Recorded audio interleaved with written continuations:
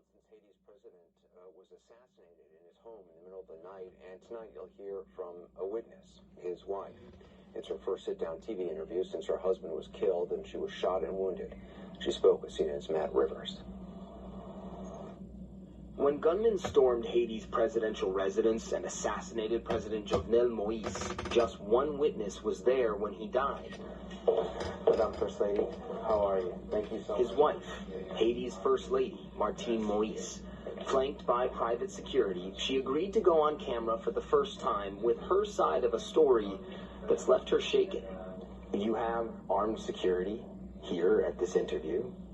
We've been asked and agreed not to disclose the location of where we're talking right now. You're obviously at least thinking about threats to your life. Do you feel like your life right now is at risk? Yeah, it is. Because I wasn't supposed to be alive. In a long conversation that switched between Haitian Creole and English, Moïse described in vivid detail what happened the night her husband was killed. It was around 1 a.m., she says, when the shooting started. It wasn't something small. It was the sounds of automatic weapons. Bullet holes still pockmarked the compound. At the time, she and her husband hid in their bedroom, but just minutes later, she says the door burst open. Gunfire ripped through the air, and at first, only she was hit. Face down and bleeding, she thinks about a dozen men ransacked the room, looking for something specific. They came to find something, because I heard them saying, that's not it, there it is, which means they found what they were looking for. She doesn't know what they found, but after they did, an attacker approached her husband, at this point still alive and unhurt, and got on the phone. She says that person called someone and described what my husband looked like, saying he was tall, skinny, and black. Maybe the person on the phone confirmed to the shooter that was him, and they shot him on the floor. The president was dead, and the attackers left soon after. Moïse believes they thought she was dead too, critically wounded. She lifted herself up. When you stood up and you saw that he was dead, did you say anything to him? In my heart, I said something I used to tell him when he was alive. We are married for better or worse, and even beyond the grave. Her left side bleeding and her right arm shredded by gunfire, she's eventually led out of the house by police and comes to a quick conclusion. The dozens of security guards normally on hand to protect the president either let the attackers in or they abandoned their posts. There's no other explanation, she says. You're there to protect a president, and the president is dead, and you're nowhere to be found. Adding that she was amazed. Apparently not a single guard was injured. Moïse believes it's part of a much larger conspiracy. At your husband's funeral, you said, quote, the Raptors are still out there watching and laughing at us. What did you mean by that? Yes, they are.